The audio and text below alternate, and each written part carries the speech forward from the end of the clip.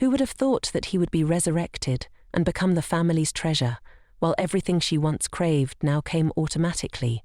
Sienna, unwilling to dwell on her painful past, just wanted to live a peaceful, normal life. Unexpectedly, she became the owner of the Hazaro artifact, transforming into a healing mage with extraordinary powers. The girl, burdened with this new responsibility, yearned to grow stronger, dedicating herself to study so intensely that she often forgot to eat or sleep. Michael, seeing how tired Sienna had become, couldn't bear it. He took her out to relax and enjoy herself. It was the first time in 2 lifetimes that Sienna had ventured into a bustling neighborhood to have fun. As they strolled through the lively streets, she was filled with joy. Michael enthusiastically explained the sights, and passers-by, noticing the carriage from the Duke's palace, greeted him warmly. When they saw Michael helping Sienna out of the carriage, it confirmed their suspicions. This was the pampered lady whispered about in the noble circles. Sienna was curious about everything she saw. Michael remained attentive, ensuring she was well fed and comfortable. "Isn't it fun, just taking a walk?" he asked, smiling. "It really is," Sienna replied, savouring the rare moment of relaxation. As they continued their walk, something caught Sienna's eye, a pair of red shoes displayed in a store window. Michael followed Sienna's gaze and immediately said, "I'll buy them for you." He asked the store owner to let Sienna try on the shoes. Soon she was invited to sit down, and under the careful service of the attendant, the shoes were slipped onto her feet. The boy and the butler gave approving thumbs up. Sienna, feeling a bit embarrassed by all the enthusiasm, said, "I was just looking at them." "Oh my, these shoes look like they were made just for you," Michael exclaimed, and without hesitation he purchased them. Sienna was about to refuse, but Michael's sincerity made it hard to say no. "Take them. I really want to buy them for you," he insisted. Next, they visited a toy store. While the adorable teddy bears were cute, what really caught Sienna's attention was a house model. Though it appeared ordinary, the design was intricate. The living room, kitchen, and bedroom were all perfectly detailed. To Sienna, it wasn't just a model, it was a picture of the home she longed for. Both the orphanage and the Natur district she grew up in had simple houses, lacking the warmth of a family. As she gazed at the model, she secretly wished, "Would I ever have a house like this?" Suddenly, his Aros appeared, flying into the tiny model house to explore. "I really like this little house. It's perfectly suited for my elegant temperament," he commented, clearly pleased. Michael, noticing his Aros's approval, went ahead and paid for the house model. Curious, Sienna asked, "Does this little flame need a home too?" But his Aros simply replied, "I just want to own it," leaving Sienna stunned. It was as if the little flame wanted a house for reasons beyond just having a place to live. After a while of bustling about, his Oros clapped his hands and invited Sienna into the small house for a look. Before she had time to react, a powerful force swept her inside. "Welcome to our house," a voice echoed. Sienna blinked, bewildered, as she looked up at the unfamiliar red-haired man before her. You're his Aros?" she asked incredulously. The adorable little flame had transformed into a handsome red-haired man. Sienna quickly realized this was the Jaro artifact. Her swift response impressed his Aros. As she looked around, she noticed the place she now stood in was very similar to the small house model, but this was no ordinary space. His Aros had used magic to materialize the house, creating something more than just a model. "Why did you buy the house model?" Sienna asked, still confused. "Didn't you destroy my house? So why do we need a new one?" His Aros smiled and explained, "If you hadn't left voluntarily, I wouldn't have broken the gem." Sienna wanted to argue but was interrupted as his Aros got to the point. "Do you know that you are the child of purification?" he asked. "You mean a healing magician?" Sienna responded. His Aros continued, "In your unawakened state, your field hasn't fully opened. This palace, though, has already been purified once." Sienna was stunned by this revelation. His eros explained that children of purification, like her, possess the natural ability to cleanse their surroundings, effortlessly purifying spaces as they breathe. It all made sense now.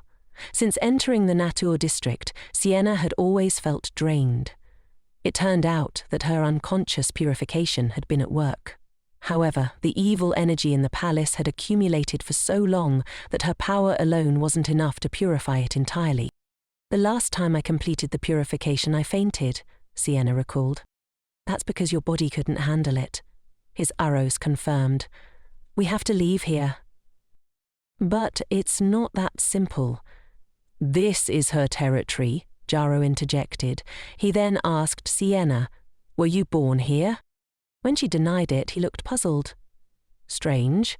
You have strong ties to this place, as if you've lived here for 10 years and then died." "Are you worried about me?" Sienna asked. "Of course I worry about you," Hizaroth said as he suddenly approached her. "You're the only master I've chosen in the past 2,000 years. I just didn't expect you to be so foolish." He sighed and added, "To keep this lovable but foolish master from dying of purification, we have a lot of work to do." His Aros took Sienna's hand and pressed it against his body, his expression serious. "Sienna, you are my master. I can see what you see," his Aros said. "You haven't fully awakened yet, but when you do, I will grow with you. For now, our most important task is finding a new house, perhaps one with pure energy crystals." As his Aros finished speaking, Sienna's vision became blurry, and she soon fell asleep. Early the next morning, a servant came to wake her, but as they lifted the blanket, the servant's eyes widened and a piercing scream echoed through the palace. Sienna, still drowsy, noticed something strange. Her body felt different. "Why are my arms so short and chubby?" she wondered aloud. Deborah rushed into the room upon hearing the scream, and when she saw Sienna, she froze. The once teenage Sienna had shrunk, now appearing much younger. "Oh my God, she's so adorable!" Deborah exclaimed, wide-eyed and in disbelief. After the initial shock, she quickly examined Sienna, but there were no signs of illness or anything unusual about her health. Deborah immediately called for the Duke and the doctor. Sienna, now in a much smaller body, looked around in confusion. "What's happening?" she asked. Then a small, timid flame poked its head out. It was his Aros. "Sorry, might be my fault," he said quietly. "When the gem was broken, I clung too closely to you, which might have caused this transformation." Sienna's anger flared. "I just want to crush this little troublemaker," she thought, glaring at the flame hovering above her head. But his Eros quickly urged her, "You need to find a new home with pure energy crystals. That will restore you to your original form." The Duke arrived shortly after, stunned by the sight of a child version of Sienna. "What on earth is going on?" he asked. After a thorough examination, the doctor reassured everyone. "Sienna is completely healthy."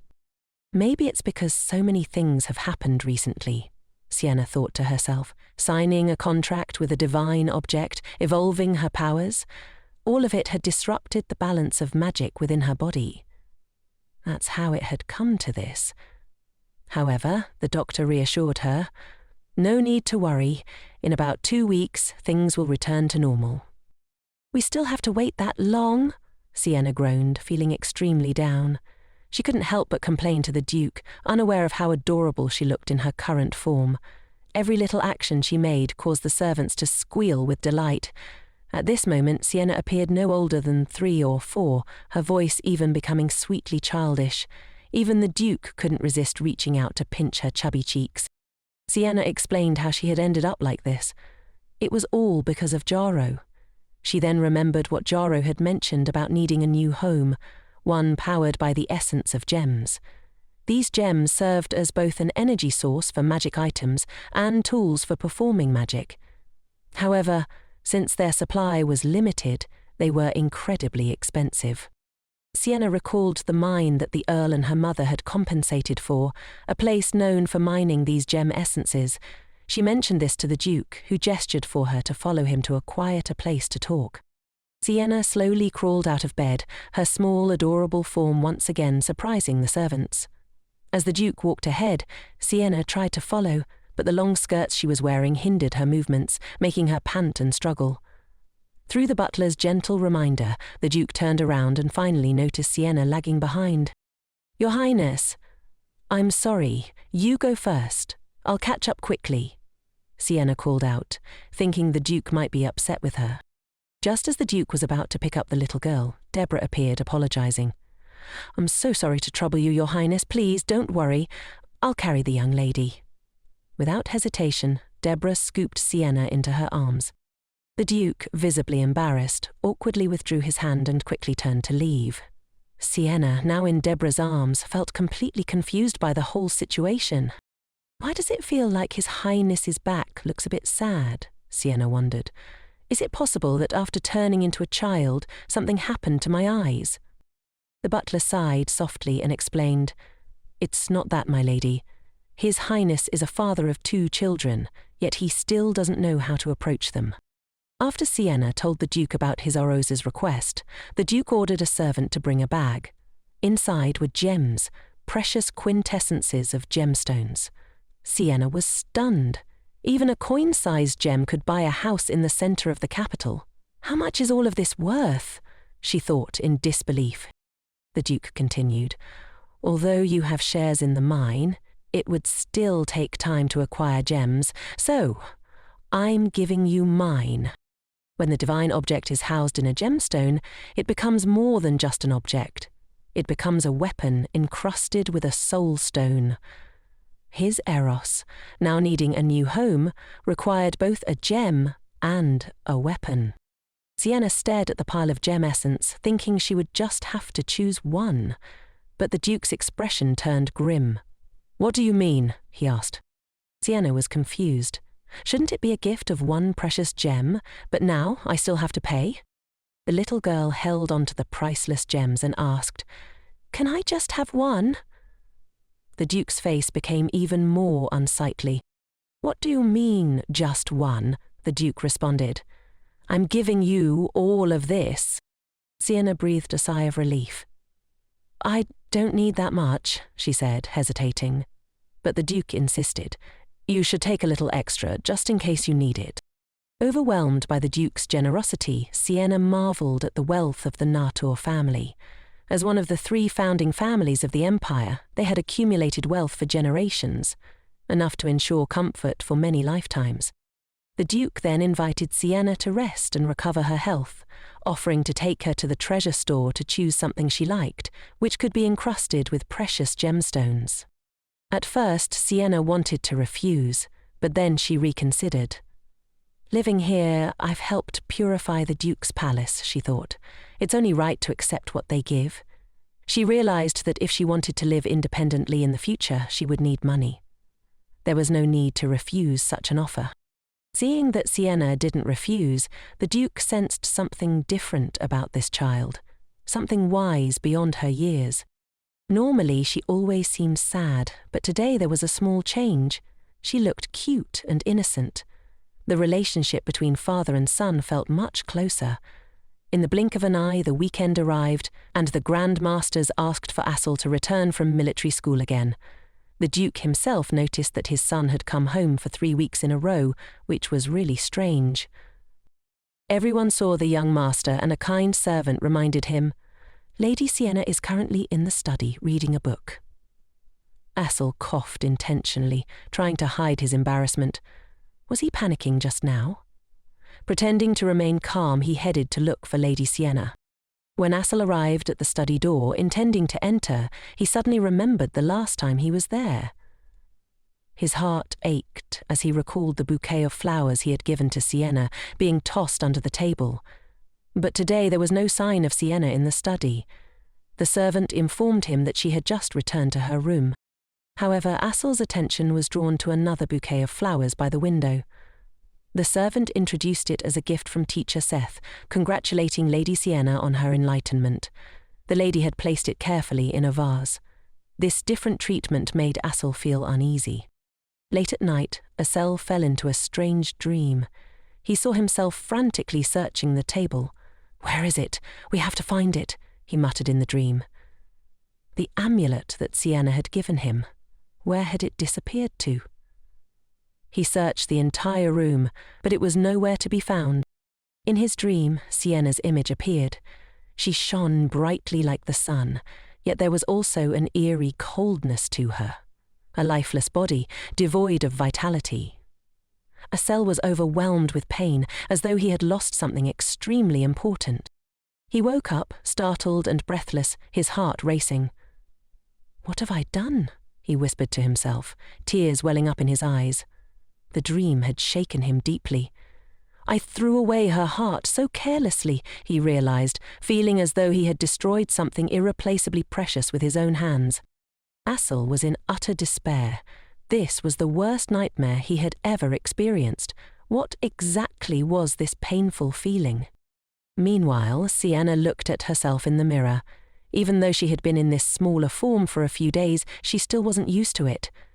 Deborah couldn't help but be charmed by her young lady's appearance, even dressed in young prince's clothes. The young lady was still extremely adorable, and Deborah had the urge to hug her. Sienna, however, felt uncomfortable. Now the servants treated her like a child everywhere she went. Yesterday she had fallen in front of Michael, and just thinking about his expression made her upset. Now her speech was slurred and her face had grown chubby. The moment Michael saw her, he burst out laughing. Angry, Sienna turned around to leave, but once again she didn't watch her step and fell right in front of everyone. She was mortified. Everyone froze in shock at Sienna's awkward position, but Michael simply smiled and comforted her, telling her not to cry and calling her an obedient and lovely baby. Sienna fumed. "Don't treat me like a child!" At the dinner table, Sienna tried her best to control her slurred speech. Michael gave her a thumbs up and praised her for being an obedient and wonderful baby once again. Asel was surprised. He hadn't expected to see Sienna in this tiny form. When Sienna greeted him, she accidentally called him Great Uncle, which sent Michael into hysterics. He laughed so hard he almost fell over, much to Sienna's frustration. She wanted to hit him for the first time, but fortunately the Duke intervened and told everyone to settle down and eat together. A moment later, Michael leaned over and whispered to Sienna, pointing at the butler's shoes. "Those ridiculous shoes again." As it turned out, when they went out last time, after buying Sienna red shoes, Michael had bought another pair of funny shoes as a gift for the housekeeper. Seeing the usually serious butler actually wearing them was such a stark contrast that Sienna couldn't hold back her laughter any longer. She burst into giggles. Seeing her sweet, happy smile, both the Duke and Asel were astonished. Michael had made her laugh once again, and this time Sienna laughed out loud. "This is unprecedented. How did she do it?" Michael said mysteriously, a smirk playing on his lips. "This is a trade secret, can't be disclosed," he added, teasingly. The Duke tried to suppress his curiosity, sighing in resignation. "I just wish you'd reveal a little," he admitted. Michael leaned in. "Dad, I know you really want to know, but this is a secret between me and Sienna." Asel, feeling a surge of jealousy, didn't know how to respond and could only vent his frustration on his meal, causing the sound of silverware clashing to fill the air. Sienna felt a little uncomfortable, watching the scene unfold. Why is the eldest son behaving like this, she wondered. Then, as if to heighten the awkwardness, the Duke accidentally knocked over his glass of wine, spilling it all over himself. Only Michael remained composed, wearing a secretive smile. Lynn smiled knowingly from her seat, though Sienna didn't fully understand what was happening between this father and son. "Well, it has nothing to do with you," she told herself. "Finishing your meal is the most important thing." Sienna, despite her young appearance, possessed extraordinary talent. The Duke had already planned to convene a conference a week later to officially announce her as the owner of the Hazaro idol to the people. However, Sienna was still worried. Once her identity became public, her older sister, Lorena, would surely find out. Even though Lorena wasn't present in this life, her hurtful words still echoed in Sienna's mind. "Sienna, you have no right to own all of this." In her previous life, Sienna had always lived under Lorena's mental control, losing everything because of a few sweet words. Looking back now, Sienna felt deeply embarrassed. In this life, she didn't want to trust anyone. She didn't want to love anyone anymore. A week later, the conference was held as planned, but Sienna's body still hadn't fully recovered. The thought of appearing in front of everyone in her current state made her anxious. Surely people would comment on her unusual appearance. Seeing her worried expression, the servants tried to cheer her up, offering her some homemade Cheerios. "Don't worry, my lady," they reassured her. "Your loveliness can conquer all." Sienna was surprised by their support. "If anyone dares to bully the lady, the Duke will handle it," one servant said confidently. "Master Michael will make sure anyone who bullies you knows the consequences," added another. "And Great Master Assel will make sure they understand what real suffering is," chimed a third. In the splendid hall, guests were mingling and dancing freely, creating an atmosphere far more lively and elegant than what Sienna had imagined for the conference. The Duke had worked tirelessly to prepare for his daughter's first appearance, but Sienna wasn't happy at all. She wasn't used to crowded places. The Duke, dressed splendidly, suddenly found himself taken aback by Sienna's carefully made-up appearance. "You look really cute today," he started, but stumbled over his words. "I mean, your outfit is very beautiful," he corrected himself awkwardly. The butler smiled quietly, while Deborah tried to ease the atmosphere. The Duke, rarely flustered, blushed slightly. It was clear he still hadn't figured out how to connect with girls. Kneeling down, the Duke reached out to carry Sienna. She, obediently, rushed into his arms, and they prepared to make their entrance. Everything was ready. Duke Nata and Lady Sienna appeared, drawing the attention of all the guests. The crowd's eyes were on the Duke and the little girl in his arms. Murmurs of admiration spread through the room. As rumoured, she became the Master of Hazaro at such a young age. "Truly remarkable," people whispered. Despite the praise, Sienna was extremely nervous. Sensing this, Michael walked over to take Sienna from the Duke's arms. Their close interaction sparked whispers among the guests. "Isn't Master Michael usually so distant? Why is he so close to her?" someone murmured. Assel reached out to help Sienna sit down on a chair. The actions of both father and son clearly demonstrated Sienna's important position within the Nator family. The Duke officially introduced Sienna to the crowd. "This is my adopted daughter, Sienna, and she is the rightful owner of the Hazaro idol." The revelation caused quite a stir. An ordinary orphan had become the Duke's adopted daughter and was chosen to wield the prestigious Hazaro idol. The guests were surprised, but they quickly began offering congratulations, praising the Duke and Michael for their generosity. However, Sienna, who had lived through a difficult past life, was very aware that many of the compliments were veiled in sarcasm and disdain. She could feel the whispers. An orphan sitting in such a position? How shameless. Michael, noticing Sienna's discomfort, called her name softly. He discreetly pulled her away from the crowded room to a quieter spot. Sienna, still reeling from the scene she had just witnessed, let herself be led, overwhelmed by it all. A mountain of gifts piled up before Sienna, each one a present from the guests. This is what the daughter of the Natcher family should receive, Sienna thought. Michael encouraged her to pick one and open it, but Sienna felt a bit confused. "Choose the smallest one?" she asked. No, you must choose the biggest one," Michael insisted with a grin. With his guidance, Sienna hesitated before picking the smallest gift. However, Michael didn't let it go and excitedly placed her in the lap of a giant teddy bear. "Oh my God, Sienna, you fit this gift perfectly," Michael laughed with excitement. "Who gave such an exquisite gift?" he added, his smile wide. "If not her, then who else?" Michael teased. At that moment, Michael suddenly took Sienna's hand, gently placing it against his lips and kissing it lightly. "Congratulations, Your Highness, Princess of Natcher," he said, his voice sincere. The girls around them looked on in envy, and Michael, still laughing, almost seemed to be glowing with joy. But Sienna, feeling the weight of the attention, couldn't help but feel uneasy. I feel like I'm about to get into trouble, Sienna thought, her discomfort growing.